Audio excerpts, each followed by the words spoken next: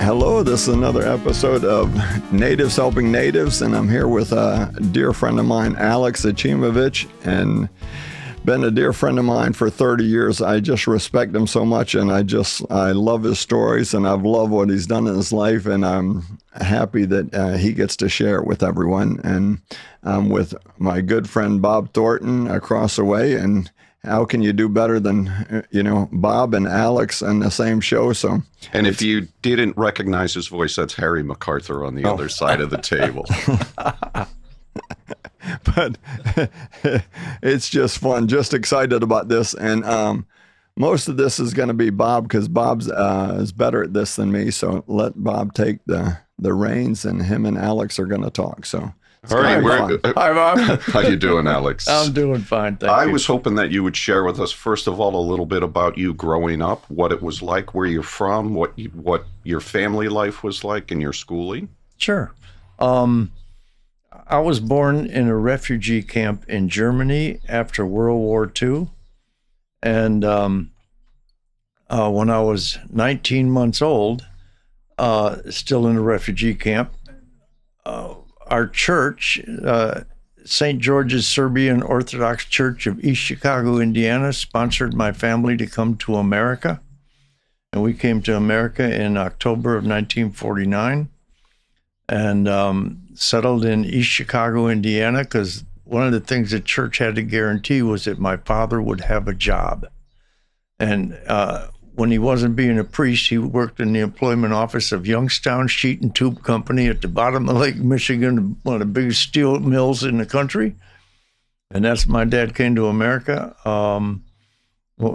His first job was shoveling coal into a blast furnace at a steel mill, and that's how we got started in America.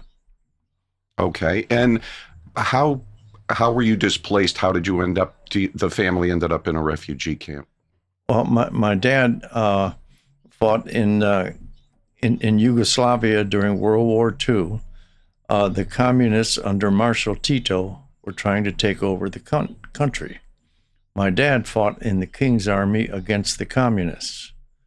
Well, his army lost. Marshal Tito took over. And my dad's life, he'd been an infantry officer. His life wasn't worth a nickel. Wow. Because here's how they operated. Tito said, round up all their soldiers, throw them in prison. All the officers, shoot them on sight. Anyone in the underground, don't even bother, just shoot them on sight. My mom was in the underground. She would dress like a nurse, and she would be walking towards the bridge. And when she'd get to the bridge, she'd lift up her dress, drop 2 pieces of dynamite off of her legs, and keep walking. The Serbian soldiers would come up, grab the dynamite, and then wait till a communist convoy came by and blow the bridge up. So my mom's life wasn't worth a nickel at the end of the war when the commies took over. So they had to get out of the country, and they would run at night, hide in the daytime. So they got to the Italian border, got into Italy, and World War II ended right there in 1945. And so they couldn't go back to Yugoslavia. So they put them and thousands of other, people that were running away from communism, put them all in refugee camps. And my brother Mike was born in a refugee camp in Italy. And then United States General Marshall came up with a solution to the problem of how do we rebuild Germany?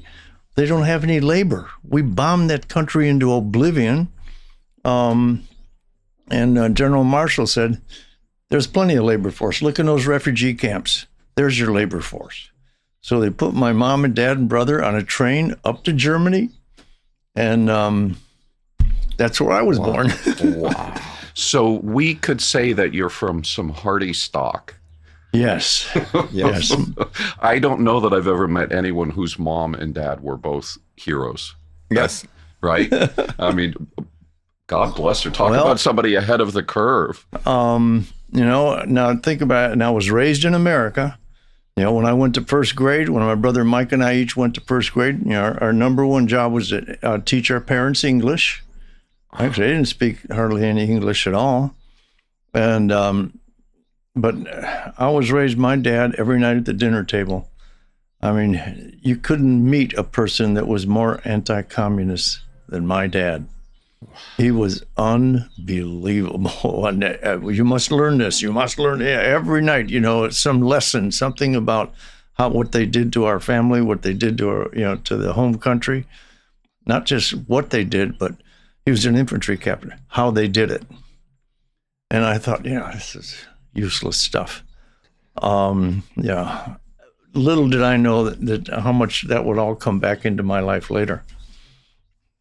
Yeah, born and bred. And yeah. Was he? Were they grateful? Were they patriots for the United States? Oh, my dad. He would say all he could talk about was America. He goes, Aleks, America. Best idea man have since we crawled out of the goddamn trees is America. There is America, Aleks, and the rest of the world, no matter. Only America. That's how he was. And I mean, I was raised knowing my history. He made sure I knew about our family and how we got here. But he goes, I come in this country, I no have one nickel. Now look, my children are growing, I have home, I have, it's only in America can this happen. Only in America. Wow. Okay, that's a great start. So you're definitely a patriot. You were a patriot from the kitchen table. Oh, absolutely. That's terrific. And how did you do in school? I did okay. He thought I told him sports just really matters to me a lot. And after my dad quit the steel mill, he bought his first gas station. Just a quick aside here. Through his career, by the time he got done, he had 5 gas stations. So I was raised on a gas station. I said, Dad, I want to do sports after school. Yeah? Who's gonna pump the gas when I do the books? So every day after school, I worked going from, I think I pumped gas first time I was 11 years old, all through high school. I'd work at my dad's gas station. He had a Shell on one corner and a Standard right across the street. And I grew up learning business from the time I was a kid, all about how business in America works. This is how business works. And then you get another gas station, and I said, he goes, now you must understand it gets more complicated. He goes, plus there's government and they have taxes. And so I learned about taxes before puberty, practically, I think. Drove me crazy. But again, it came back later in my life, Full circle. Full circle. That's terrific. So you went through high school? Yeah. Well, my parents, when my parents split up, my mom moved to Colorado, and I stayed in Chicago with my dad until I was about 16. And I said, my brother Mike lives in Denver, and I want to go see my mom, so I moved to Colorado. And I didn't have to pump gas. Did you get to play sports? Yes. There you go. Yes, I got my high school letter in swimming and gymnastics. Good for you. I went at North High School in Denver, and Westminster High School is where I graduated from, and everything was going good. But this leads into another story, another segment. For. So in autumn of 1968, I'm sure you all are aware of the Farmer's Almanac. Yes. It's a great predictor of the weather.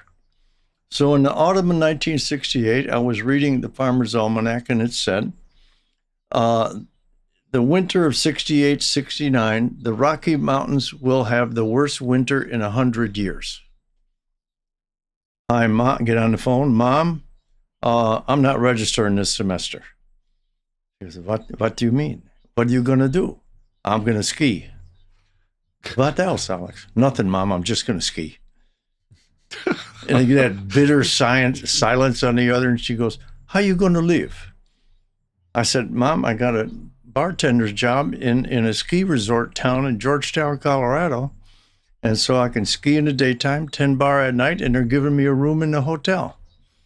And then that bitter silence came back again. And she goes, Aleks, when you going to graduate? I said, soon, Mom, soon. It's called a decade to a degree, the 10-year plan. A decade. She said, I'm going to kill you. She was so pissed. I thought I was safer in Vietnam than I was around her kitchen table that day. But I skied every day, tended bar every night. Every day, busloads of women would come into my bar, and I had a room right above the bar. But every few weeks, I'd have to go down to my mom's house in Denver, get my clothes washed, and eat real food other than just tavern food, you know. And she'd give me my mail, and I'm sitting there going through my mail, and I said, Mom, I got a letter from the President of the United States. Mom, I've been drafted.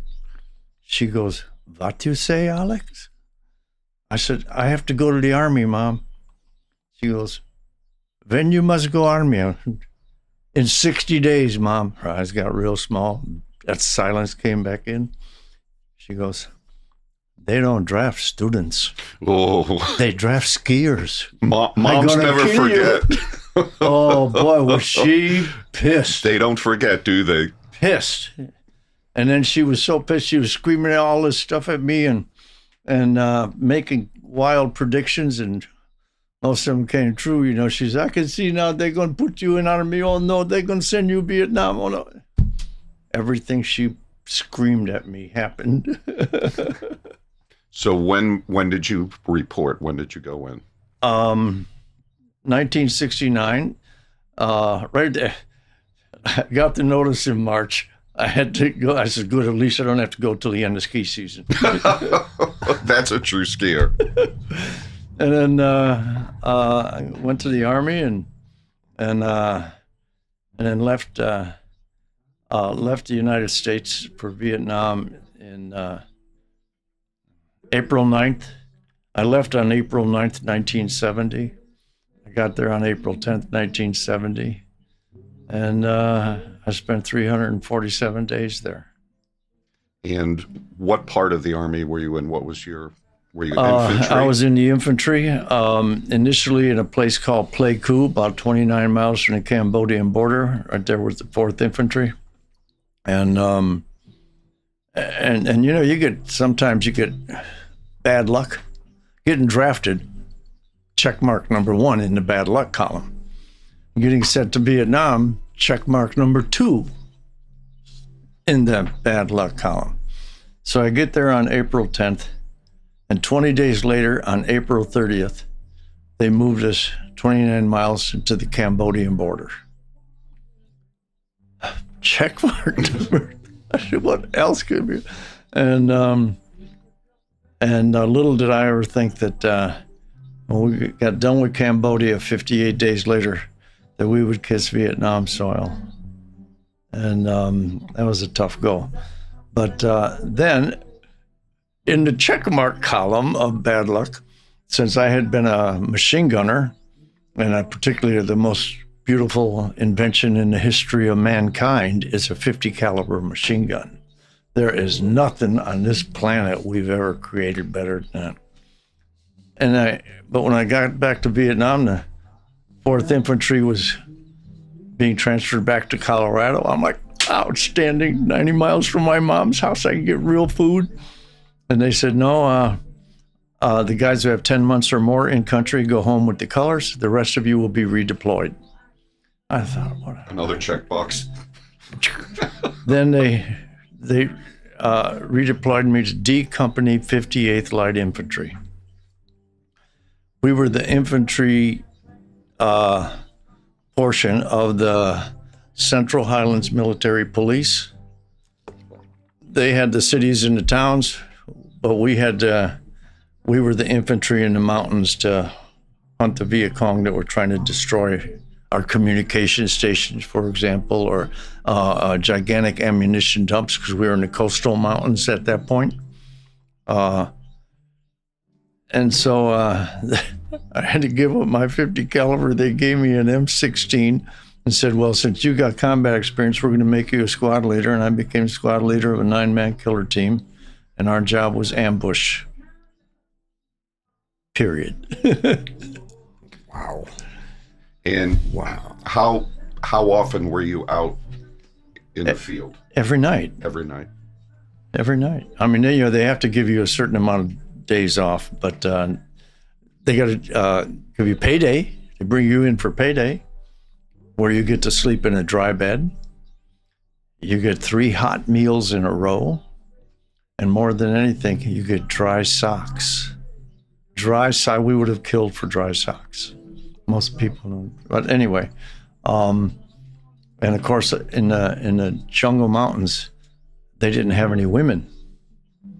Now, I got 9 guys. They bring us in out of that jungle, out of those mountains. And, 3 hot meals, dry socks, sleep in a dry bed. And they were all like, well, we need women. And the village was 2 clicks, about a couple of miles down the road. And so our objective when they'd bring us in for pay was to relax. And let off some steam, we'll say. Yes, let off some steam. It's more than that. It wasn't just, I know what you're, listen, we're all men. Yeah. I know what you're going through your minds, but it was more than that. Just by way of example, when we'd been out on long missions where you're out there for 10, 20 days, 16 days, you can't even, my beard would look like his right now. And when they bring in, she would sit me in a chair. Her little sister would bring me a thing of water, all right, and a joint, okay? And then so I have something to drink, right? And her sister, the gal, she would wash me from head to toe. I mean, wash me, and then she'd dry me off. And every place where my skin was broken, she would put medicine on, because in the jungle, something you get scraped, your neck, your forehead, any place where the skin was, she would fix it. All right, or not fix it, but put ointment on it. And then, take me in a sack, massage me to sleep. And because night ambush, you need to sleep in the daytime. So my whole squad, there'd be 9 of us in this, in these 2 houses in the middle. And then she'd wake me up at 3 o'clock. And then I'd get ready to go back out on patrol. Right, and then we're all getting ready right at 3 o'clock. They all knew what to do, right? Wake us up, and we'd go back to the compound and get ready to go out on patrol again that night. So, what they provided was more than just getting laid. They provided relaxation. They provided medicine. They provided what we needed to drink. They were extremely appreciative of what we were doing because of the Viet Cong. They didn't mess with our girls. So, one of the things that I know, the two most dangerous jobs, the shortest lifespans were the door gunners and the choppers. And tunnel rats. And there were tunnel rats. And tunnel rats are typically, for those of the Viet Cong had extensive tunnels. They moved. Yes. They moved dramatically through tunnels, and for a long time we didn't even know that. Correct. So let's talk about the first time that you had the displeasure of becoming a tunnel rat. Because I was one of the smallest guys in the unit, if not the smallest guy in the unit. And we had scout dogs. Whenever we could, we'd get a dog guy would bring a scout dog, and they'd be out front smelling this. And the point man's out here, and the dog is, he's kind of found. And when the dog found a hole, and the dog and the handler's going, "Get in there, boy, get in there," and that dog didn't want to go. My sergeant would look at me. He goes, "There must be something in that hole," and he'd look at me and go, "Get your skinny white ass down that hole." So you went where dogs wouldn't. You can't leave a hole unchecked, and it's not like some people think. For example, one of the guys said on the first time, he goes, don't go down that goddamn hole. Just roll a frag down there. Roll a hand grenade. And my sergeant instantly, don't even think about it. He goes, you ain't rolling no hand grenades into these holes. And what if you rolled a hand grenade in there and you step back 10 feet and get ready for the blast? But there's 6 cases of dynamite in there. The whole part of that mountain would be gone. That's the last blast you'd ever hear. Yeah, that'd be the last thing to ever happen to you. So no way. So I'd have to get, 45 and a flashlight, take off my shirt, get my ass down that hole. And because of the proximity that it was so tight, you couldn't even bring a rifle. No way. Because it's close 45. combat. All you have is that 45 and you and a flashlight. And a flashlight. And I'm going to guess a pretty good amount of fear in your stomach. Oh my God.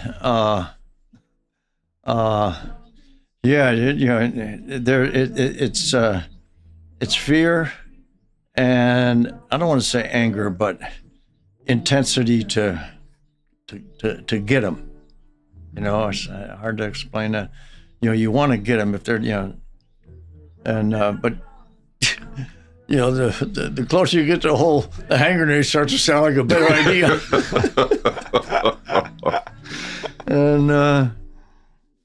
And you find strange things in there. I have a picture. It's I'll show you in a bit of what you find in those holes is incredible. One, they booby trap them, and so you got to be careful on how you go in because they'll booby trap, especially on the ones where you have to. Where the best you can do is crawl. There's no getting up. This is the side of a mountain or something, and they want to stash their ammo or stash supplies, so they, and what they would do, there'd be a little tripwire, like this. And you can't tell because it's a dark tunnel, right? It goes up the sides, and hanging from the ceiling about 2 inches above your head are little scorpions tied on there. And you hit the tripwire with your hand because you don't, you're trying to get through there. And I promise when 2 or 3 scorpions land on your neck, I promise you will scream. When you scream, you just rung the doorbell and let them know you're there. Boom. It's not what people think. It's, but you also find other things. The picture I have is of a 9-foot python that when I didn't even see the sucker because when you go around the corner, the first thing that goes around the corner is a 45. You're laying on your belly. 45, hammer back, finger on trigger, off safety, ready to rock. The next thing to go around the corner is a flashlight in the off position. And the last thing to go around that corner, way down there by my head, by the pistol, is my big nose. Right? Well, and that's how you have to, corners are a big problem. But I was getting ready, I had the thing around, the pistol around the corner, and I had the flashlight, but I hadn't turned it on yet when I heard movement. And look, I'm about 1 inch, right? Boom, boom, boom, boom. And then all kinds of movement, no return fire. I thought I got the fucker. Oh.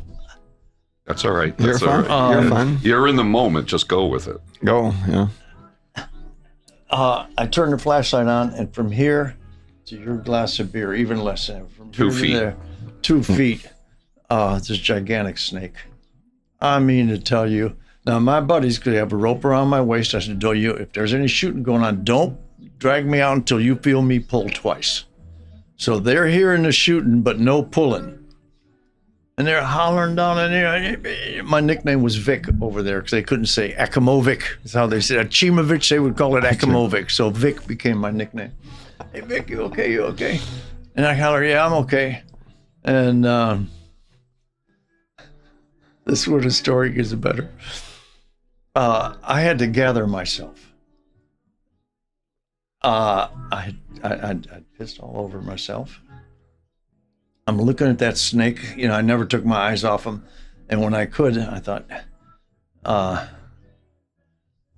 put that pistol right on his head. Boom, shot him one time. Now he's dead no matter what, because I knew just one of us are coming out of that hole alive. And it was going to be you. It was going to be me. So my buddies, they heard that last shot, Vic, you okay? And I thought, now this is infantry. It's not quite. I said, now I'm going to screw with these guys. So I took the rope off my waist. Oh, you did not. I put it around the snake. Shot once, pulled twice. And dragging across like this. And when they got up there, oh, man, look at that. And I'm down there laughing my ass off. And they thought, oh, yeah. I send the rope back down. They said, yeah, we're going to send the rope back down, you crazy. But first, we got to take a piss. I will give you one guess where they pissed.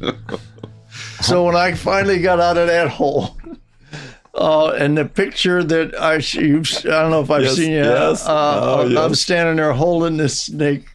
But what you don't see is that there's more piss on me than in me.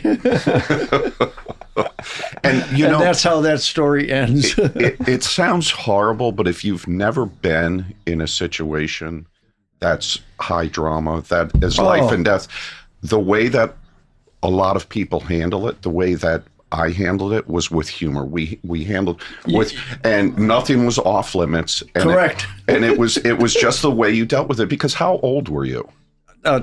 22. 22 years old. Your brain's not fully formed until you're 25. And you're put in these situations, you have to figure out how to deal with it so you don't just curl up into a ball and disappear. Yeah. So that humor, even though it's locker room humor and it sounds really rough, it's very, very common. Yes. Oh, yeah. In the military, especially in the infantry, oh, my goodness. Nothing's off limits. Nothing's off limits. So how long were you out in the field? 8.5 months. 8.5 months. Yeah. And so let's talk about now you're transitioning out. You get the word. They flew to Seattle, Washington. Okay. We got off that plane. We kissed American soil. Get into Fort Lewis, Washington, and they said, in the next 22 hours, you're going to be a civilian. We're mustering you guys all right out of the Army. Now, we got a whole pattern for this. Just do at every stop what they say.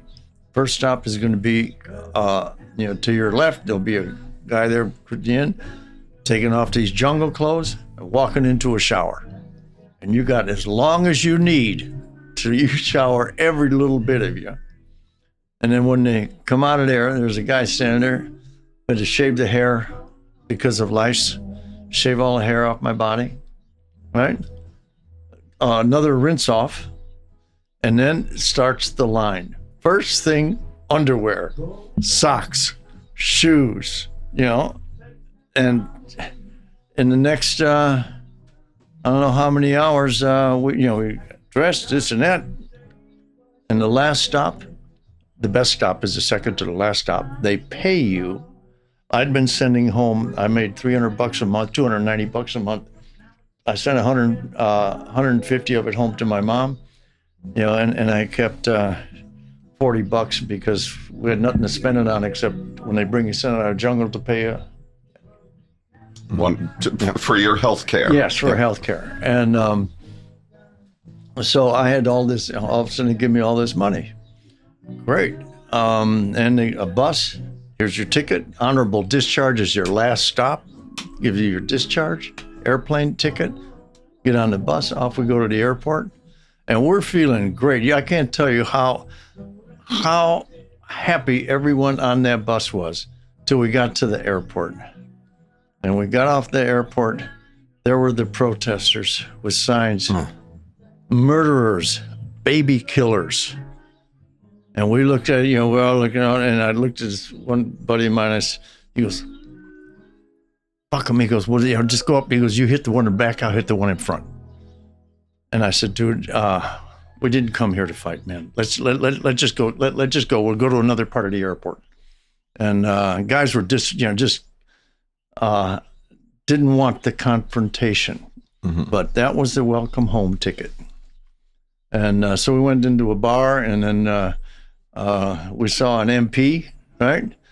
Hey, man, we need we told him what happened. He goes, come with me. Right over, and we got our tickets and went and sat and waited and got to Denver. But that was my welcome home, was people calling me a murderer and a baby killer. And a lot of that is because people don't understand. Like the majority, your mom said it, they don't send students. They kind of take the outcast, not that you were an outcast. You chose to be an outcast. You wanted to be a ski bum and a bartender. But for a lot of these kids, even today in the military, they don't really have a choice. And the kids that were sent over there didn't have a choice. And they came back and no parade. No. Yeah, But that's not the worst part. The worst part, I mean, how about this? And this isn't the worst part. This is just a different part. Women wouldn't even talk to us. Right? If you were a Vietnam vet and you were in a bar, she'd go sit in another part of the bar. Right? It was weird. But the worst part is they wouldn't give us jobs. Unemployment back then was 7%. If you were black, you were 13% unemployment. If you were a Vietnam returnee, they didn't call us veterans. They called us returnees. Right? 24% unemployment. They wouldn't hire us. You know, you'd go to a place where they help wanted. Morning paper, help wanted, get in the car, go over there, apply for the job, put on the application, military service, I put on the U.S. Army, right?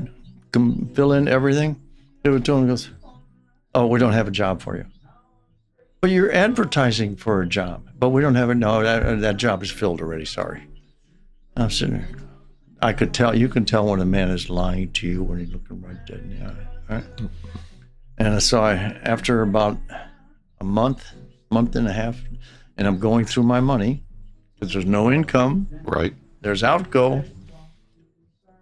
Everything costs a lot more in America than it did in Vietnam. And so I told my mom, I said, Mom, this isn't working out. I'll be back when the war's over. She goes, where are you going to go, Aleks? I said, I'm going to go to Mexico. She said, what you will do? I said, I'm going to become a fisherman. So I bought an old mail truck for $35 because then I spent $600 on a Triumph Daytona 500 motorcycle. There you go. Loaded it into my truck, and I went to Mexico, and I lived in a place called Guaymas, Sonora. Guaymas on the state of Sonora. If you cross the border at Phoenix or at Tucson, and you go southwest for 365 miles, you come to a city called Guaymas. 12 miles away was a little village called San Carlos Bay, where a lot of Americans of our parents' generation, World War II vets, Korean vets, they're retiring down to Mexico, and sort of, the village was growing, and restaurants and hotels were coming up. And so I caught fish and I sold them to all the hotels and restaurants in town. And I did that for a couple of years. And then in January 73, when Nixon pulled the troops out of Vietnam, called my mom on the telephone. I'd go to drive to a city to get a telephone. I said, Mom, what's the temperature in Denver? She goes, 25. I said, when it's 75, I'll be home. But so I stayed another 5 months. So I was there two and a half years, and then came back to America in May of 1973, and the country had calmed down. No more rioting, no more anti-war bullshit, Country just, so I came home and I said, I'm going to put a life together, and went to the VA, and they said, what do you want? I said, I want an education. I said, I'm not sure if I'd like to go to the University of Colorado. It's 15 minutes from my mom's house in Westminster, Colorado. I said, I'm not so sure they'll let me in because my grades weren't so great in high school because of fly fishing and snow skiing somewhat interfered in my life, or in my education, rather. But, it helped me in other ways at other parts of my life. So I said, so I don't know, my grades weren't so hot. And he just took a look at my discharge. He goes, don't you worry about a thing, son. Is anybody that fought for their country, bled for their country? Oh, we guarantee that they're going to University of Colorado will admit you, or we'll cut off all their federal funding. Yes, sir. And that's how I got into the University of Colorado. You know, it's funny, not funny, but my dad fought in World War II in Korea and saw and did things for his country. It was never addressed. They gave you clean clothes, they gave you a shower, they shaved you, but they didn't address your mental health and what you had been through. And they weren't even aware of it. My dad's PTSD was so bad, but they didn't even know what that was. Correct. They used to call it shell-shocked. Yeah. He was shell-shocked. Yeah. So what they do, they sent him out the door, and he went out and had 6 kids and medicated himself with alcohol just to deal with what he'd been through. Absolutely. And they gave you a college, an opportunity to go to college and a clean set of clothes. What did they do for you mentally to help cope with everything that you had been through?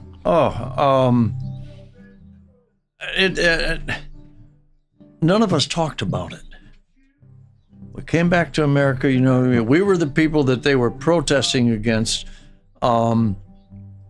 You know, I got accepted to the University of Colorado. We didn't talk about it. Other vets would get with vets, and that's how I got through. University of Colorado had a veterans club. I immediately signed up for that. The president of that veterans club to this day is still one of my best friends, and he's waiting to hear this podcast. I love it. I love it. But you know, these guys, you know, all the vets who signed up, you know, we would contact them, and the club, we were there to help them in a lot of different ways. For example, if they were having PTSD problems where they couldn't focus on mathematics, we would pay to get them a tutor. All right, if a guy's having a tough time passing, economics, we get them a tutor for economics. So, you know, we would do things to raise money, and I'll give you a good story about that too. If you're trying to raise some money, you want other students to show up and pay something, right? To party up. But on a college campus, if you have something that any kind of function that doesn't have beer, who's going to show up? Nobody. No one. So I told Steve Miller, the president of the Vets Club, and I was a resource director. I said, I'm going to call up Coors and see if we can get a donation out of them. As I'll call the chairman of the board. He goes, you got to be kidding. I said, I'm going to make a call. So I called up and I said, I'd like to speak to the chairman of the board, please. And Joseph Coors III, his grandson was the founder of the company. Or his grandfather, I'm sorry, not grandson. He was the grandson of the founder. And I said, my name is Aleks Acimovic. I'm Director of Resources for the University of Colorado.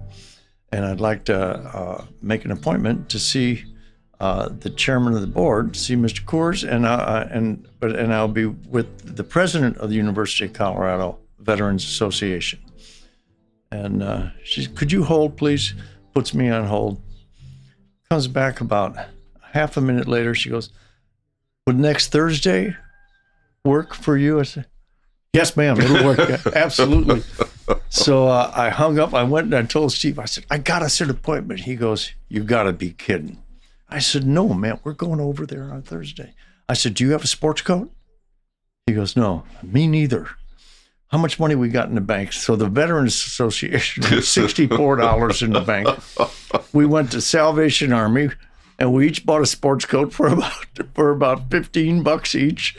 Some used sports coat, but at least it fit, right? And it's, you know, we'll put a debit in there, and we'll pay it back. But so then we went to see Joseph Coors, and we told him, you know, here's what we do. What we do is we help veterans returning from the war who are having problems with school. We pay for tutors. We try to help them in any way we can. I said, but we need to raise some capital, but we're veterans. We don't beg. We came to ask if you'll sell us beer at cost. Now he looked at me and he goes, no goddamn way. He goes, I'm not selling you any beer at cost. what's the date of your affair? I said, May 4th, 1960, whatever it was, 71 or 72. And he goes, I don't care if the entire University of Colorado shows up. They won't be able to drink all the beer that's going to be on that truck. It'll be a semi. There will be 4 tappers on each side of the truck, and it will have 200 kegs of beer. Good golly. He goes, boys, you made my week. He goes, because I spent 20% of my week arguing with my secretary over what charity we got to give how much money to. You just made my whole week, fellas. I want you to enjoy it. Now let's go downstairs and have a beer. And I had a beer with Joseph. And it's wonderful that you did that, but it's sad that you had to. Because there wasn't the support in place. And I will say that the United States military has stepped up to address it. Yep. But it wasn't for an awfully long time. There's a lot of broken soldiers out there. Well, yeah, we had the whole range,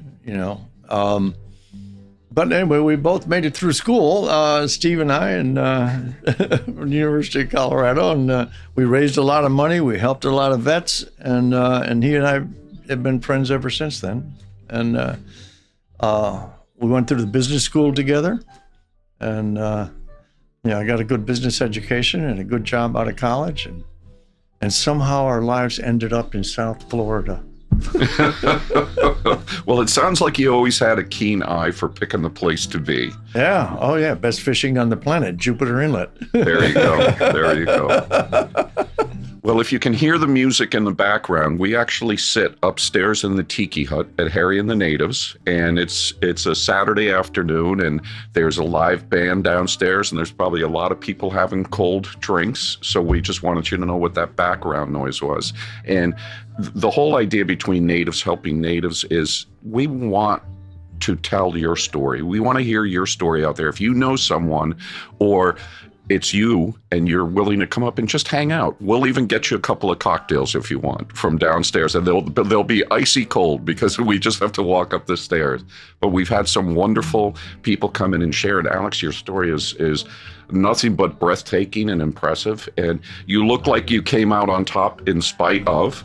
All of it. He's still fit as a fiddle. You can see it. He's wearing his red, white, and blue shirt. Yes, Memorial Day. And he's here making a difference. I enjoyed that. He is just an amazing, amazing man. And I'll tell you what, I love having him as my friend, and it's just very special. And we've worked together with Renewal Coalition, and we've worked together on a lot of different things over the years. And Aleks, all you have to do is say, and he will show up, and he is absolutely amazing. I am such a fan. Harry was the first friend I made when I got transferred here from Colorado. I didn't know a living soul in the state of Florida. And so wait, is that on check the box list on Lucky? No, that's not. That is on the other side. There you go. Checking the good box. The scales always level out eventually. Yeah. Also, Aleks has incredible photographs from his time over there. Yes. He's got an album, and I'm pretty sure if anyone wanted to see it, we could make sure that you could come down to Harry and the Natives and sit and go through it. He's got so many stories. I've had the privilege a few different times of sitting and just listening. And we want to thank you for being here. And we want to thank you for your service. And it really is my honor. And it was an honor to get to sit with you. Oh, it was my honor. Absolutely fantastic. And you know what? Maybe we could bring you back for some more stories with maybe a couple of your other friends, and we can get more stories and that stuff. And another thing about war that we don't talk about, in those 8.5 months, how much sleep do you think you got total? In a night? 3 hours a night. 3 hour shifts. Yep. So you get you're on for 3, and then you're asleep for 3, and your buddy's awake. And 3 hours later, he shakes you, and then you wake up, and he goes to sleep. And 3 hours every. But you're also returning so fatigued, is what I'm getting at, that nobody realizes that, and that's what. Yeah, but you're in awfully good shape. Yes. And sea rations, they got 5 million calories in them, so you get sea rations 3 times a day. What were you eating of there? sea rations, canned meat, like my favorite, beans and franks, cans of beans and franks. And, when it's monsoon season and you're in the side of a mountain and you want to have something to eat, what we would do is there's something called a claymore mine. You know what a claymore mine is? We take a bayonet, tear off towards the enemy. No. Tear off the back of it. Take all the. It's like white. It's like putty. Yeah, like putty is the word. Yeah, and we tear off a piece of it.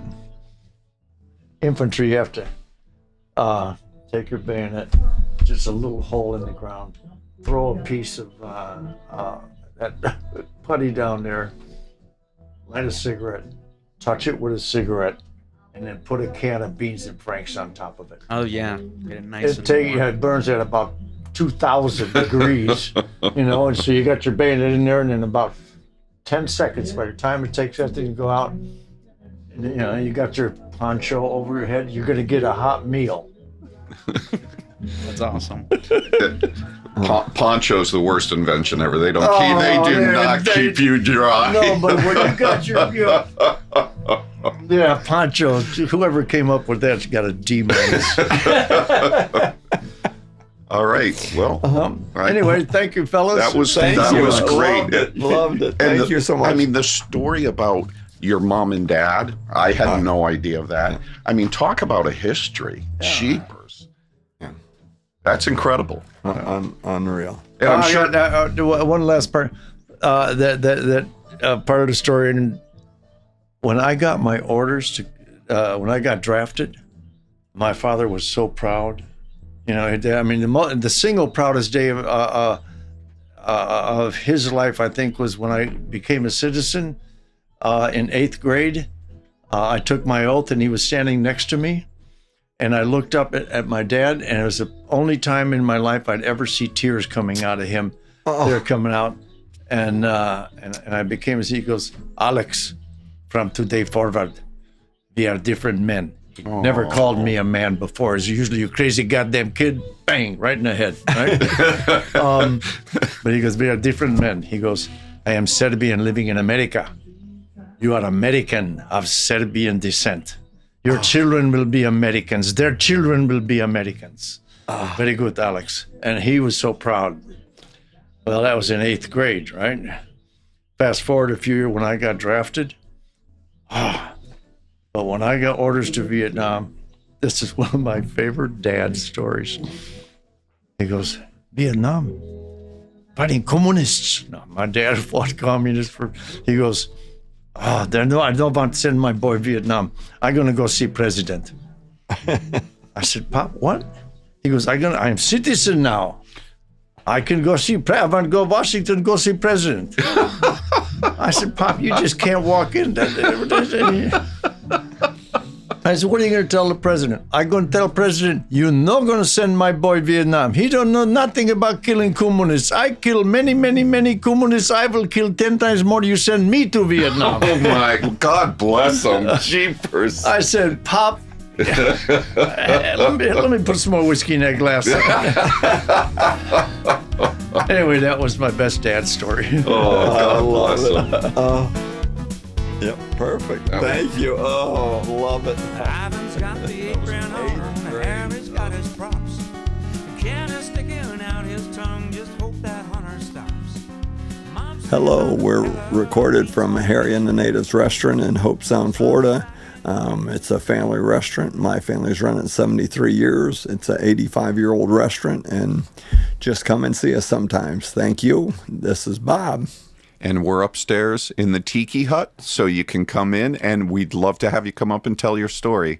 I'm with O'Donnell Impact Windows and Storm Protection, and we do, I know it sounds confusing, but we do impact windows and storm protection.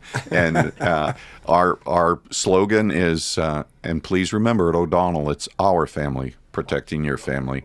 So I promise you, if you use us, we'll never embarrass you. If you refer us, we'll never embarrass you. We get the job done right. Thanks for listening. Thank you.